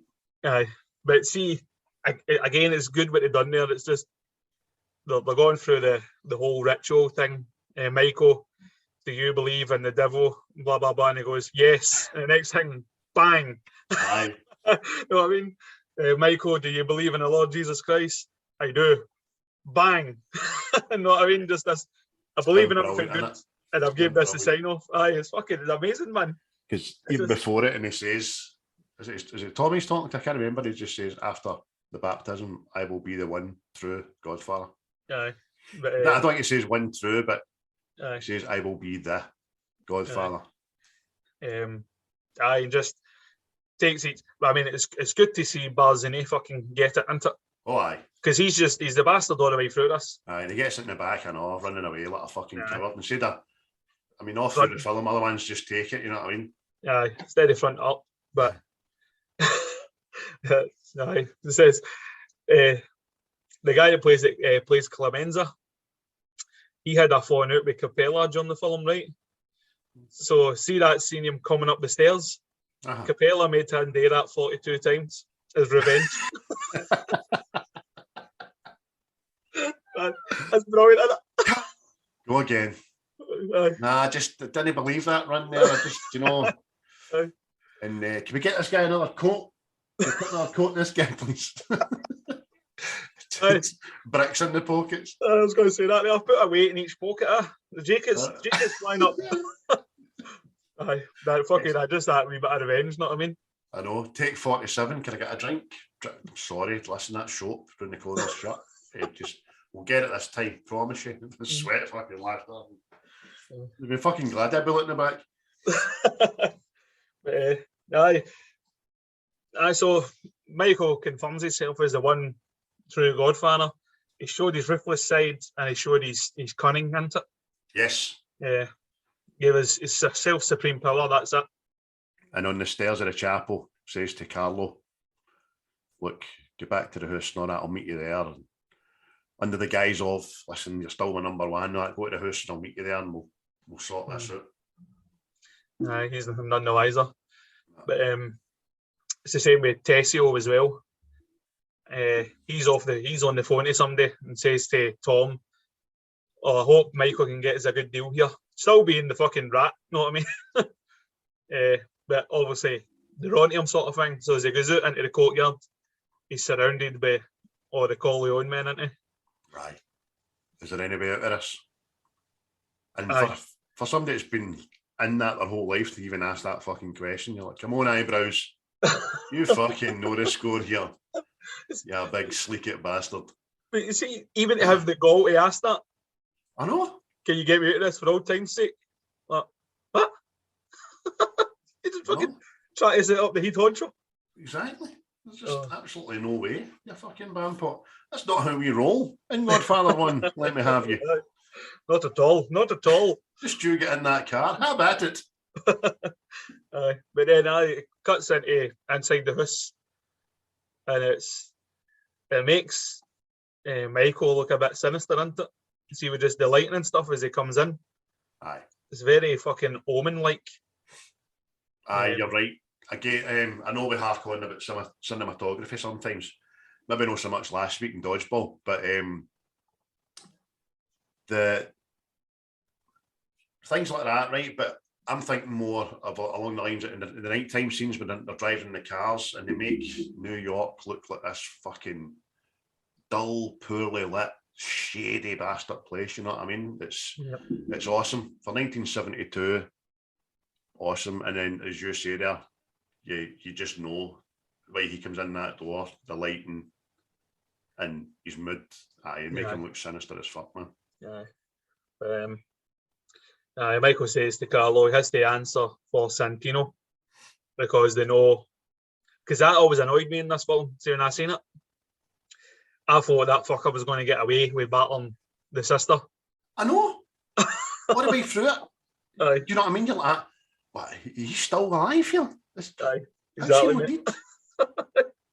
But fucking gets him down, sits him down, and puts it to Carlo. Everybody's dead. So who is it I approached you? And he's fucking panicking and all this. Aye. And then, but he's clever about it. I know. He says, "I'm not going to kill you. I'm your godfather." Aye. Know what I mean? I'm going to do make your wife a widow. Fucks. I'll make my sister a widow. Come on. Exactly. So he's full sense of security. So he's getting the truth, and obviously tells him it's Barzini, which Vito figured out in that meeting. Just shows that the old fox is fucking ahead of the game. Telling you, man. Aye. Absolutely brilliant. But, aye. After he tells him in it, he's like, "Oh, aye, right, on you go." And he goes to make one last beg, and Michael, "Get out of my sight." Aye. Aye. Still thinks he's going to live, doesn't he? Aye. Fucking bonkers case. Aye. But aye. even Goes into the car, doesn't he? Clemenza's sitting in the back seat, and he goes, "Hello, Carlo." You're like that. What the fuck? But I can imagine being at the movies watching that at the time, and that's you getting as a moviegoer, you're fucking, yes, he's getting done in, the bastard. Definitely, man. Wife beating cunt. And it's just, see the way it's done as well, because you're robbed it, see, with the Polly thing. You're robbed it with Polly, because Polly goes, "Rocco, can you move here?" But obviously this guy's been lulled into a false sense of security, thinks he's gone away, and you finally get the choke in the motor. But again, looks real. You see the way he fucking boots at that window, struggling and stuff. Aye. So I think a windy would have took a few more boots to come out fucking first, but it was great. It was great. Aye. And I was looking at it, I rewound it and watched it again, and I looked at the driver. He said, doesn't he pull into a fucking mere-secluded spot or stop or nothing? This is me at my job, and this is what happens. There's another window, I need to get a new one. Na, what a mess you've made. Fucking, it's magic, man. It's just that what you were talking about the other night, I know, the Mo Green getting shot in the eye. You just feel it. The glasses doesn't break or anything, and then it just, next thing, the blood starts pushing it. Aye. Oh, it was fucking... I was sitting myself. It was probably about midnight at this time, and I was wetting myself laughing because he looks up and he gets his glasses on, looks again, thinks to himself, "Oh shit!" And the gun goes off, and then his glasses crack but don't break. Do you know what I mean? It's as if the world's smallest bullets penetrated them, and then half an hour later, his eye starts gushing blood. In fact, it happened on impact, you know what I mean? That would have been awesome, but I suppose back then it was pretty risky, hard hitting kind of thing, you know what I mean? Because it's like with the Salazzo getting killed scene and all that. See that the big Coppola when he gets shot in the head and the throat and all that? They've actually built like big packs on their head. Oh, right. They exploded and stuff. Right, I never know. Sorry, excuse me, I never knew that. No, that's good. Again, it's only because of looking into all this stuff. But I think you've said that, see when Barzini gets it, running up the stairs in the back, and he turns around, and the hole in his back's like fucking an explosion, and the blood's like Django now at it. Exactly. Like the hits in Django's Well, that's what I was reading as well. There's how the wee bodyguard that blows up Michael's car in Sicily. There's actually a scene where Michael catches up with him and shoots him in a bar with a shotgun, but there was that much blood, it looked ridiculous, so they cut it. Oh, I bet that's floating about out there, man. I know. Oh, I'll need to go hunting for it. Because I always thought as well, how does that wee prick get away with it? Does he fucking turn up? You know what I mean? Aye. Did he just disappear altogether, gets away with it? Exactly. And do we know for sure? I know this is going back a bit, but is Michael in Italy or is he in Sicily? Sicily. Sicily, aye. It's the town of Corleone is actually in Sicily. See, I thought that, but they never actually. Although maybe it was probably a bit with the subtitles that I missed because my copy never had subtitles in it. You know what I mean? But I just thought they were talking about old Sicilian ways and Sicily and Sicily and Sicily, and for him to go to Italy. Sicily no like you. I know, mate. See, talking about watching a film with no subtitles. I watched a Quiet Place with no subtitles, and it's a film they all just do sign language. So I'm like that. They're saying there's monsters out here. Why you can shut the fuck up? I know. That's him going like that. Chris can't understand this. No subtitles. But basically, that's the film coming to an end very slowly anyway. Well, not very slowly, but very dramatically. Sal, again, says it's only business. Do you know what I mean? Yeah. When this bit I know, it's a powerful bit. And it's also another bit to the fuck you, Kate. You know what I mean? Yeah. Kate's... Michael's in his father's old room in the back of the house and all that. Kate's in, I want to know what's going on. How can I know fucking... He says, it's all cool, it's all business and all that. Just get out. And then when Kate looks in that room, sees Michael, and then the wee guy just comes, shuts the door. Okay. Know what I mean? Okay. Even the Godfather's wife doesn't fucking get to know what's going on in this room. Plus, I thought that was brilliant as well. See when Connie fucking you killed Carlo, know what I mean? Okay, but then you see the angry side of Michael. Don't ask me about my business. But then he says to her, "You can ask me this one time," and she goes, "Oh, well, did you?" And he just no. I know. But technically, he didn't. He didn't kill him. Exactly. So that's his get out clause. But fabulous ending. And then again, everybody's like, "Oh, look at poor Kate, man, looking in the door or not." Kate knows, man. Kate knows what she's fucking into. She's no fucking stupid. She just wants to buy me a fucking shady looking hat and jacket combos. It's the door shutting, but it's like you're part of this, but you're no part of this. You're going to come second, sort of thing. Aye. That was just the way you're saying it subtly, you know what I mean? Aye, if you can tell his own brother, you fucking don't ever go against this family ever again, or you're getting done in, then exactly, life's fucking no better. And that's how the film ends. And obviously, I've not seen two, but I have seen 2 or 3, but I just do not remember a thing. So I'm actually looking forward to watching the second 2.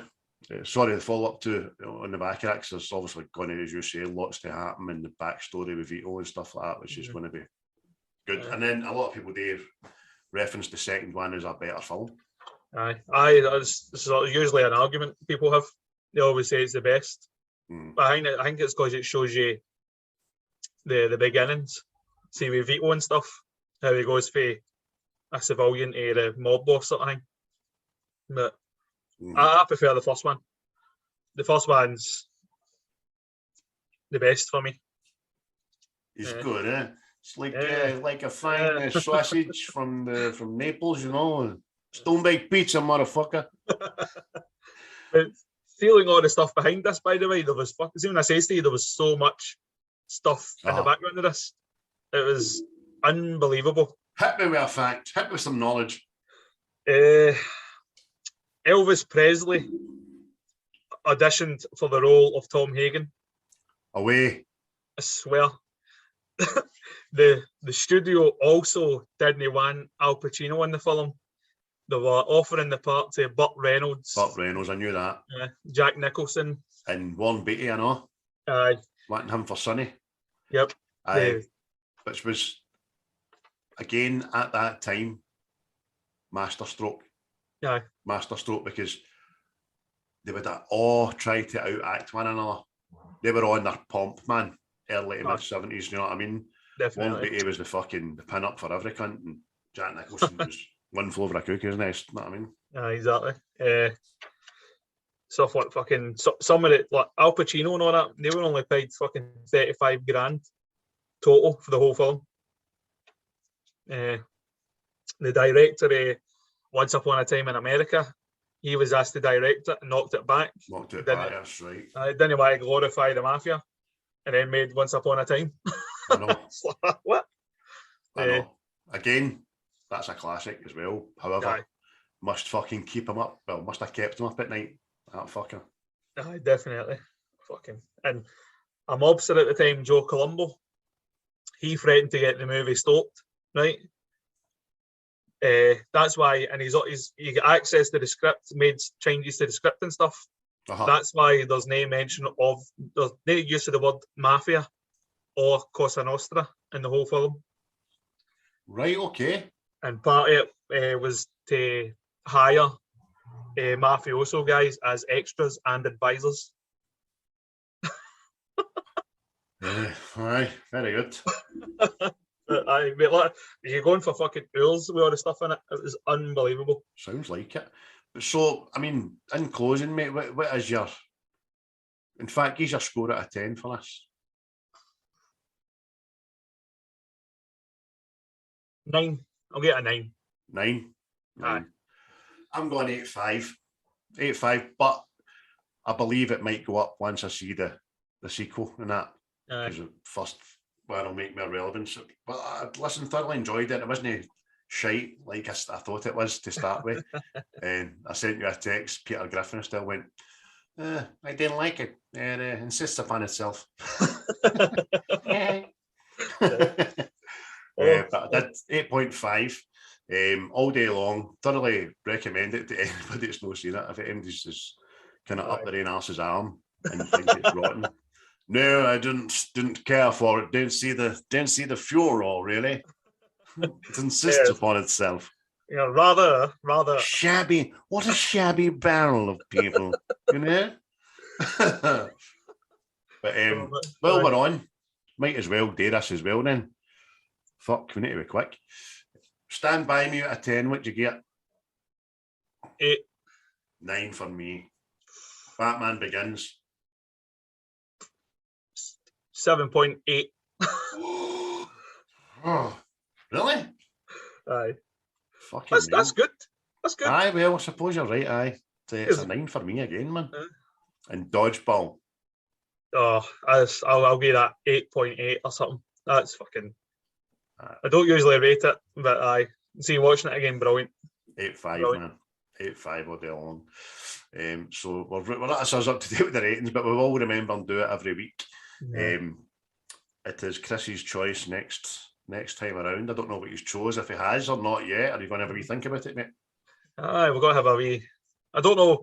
We spoke about maybe doing something with Bruce Willis because of the recent news with him and stuff. So if it is that, I'll pick a couple of films and we'll vote to see what one we want to do. Cool. Look forward to it. And also happy to say that your microphone was absolutely tip top, mate. Was it? Aye. Yeah. Hostess with the mostess. That's it. Got to get yourself a fucking chain smoker. Aye.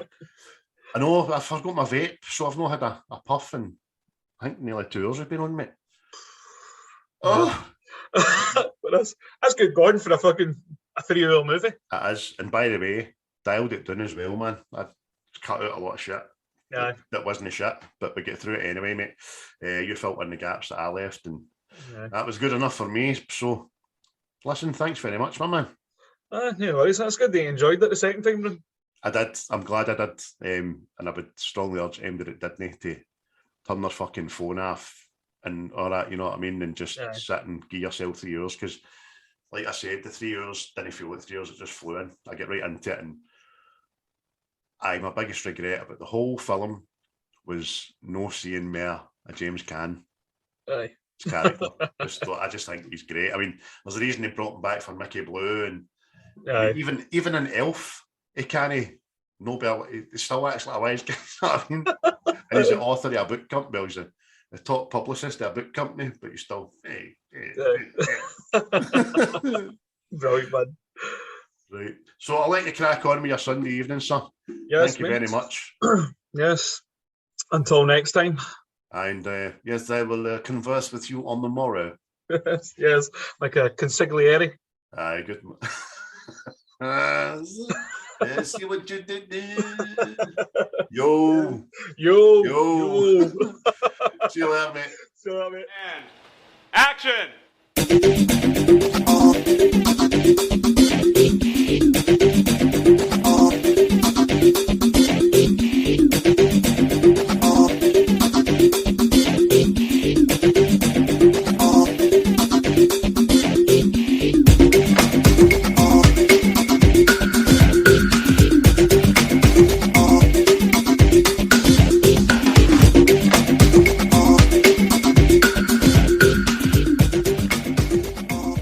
You disgust me.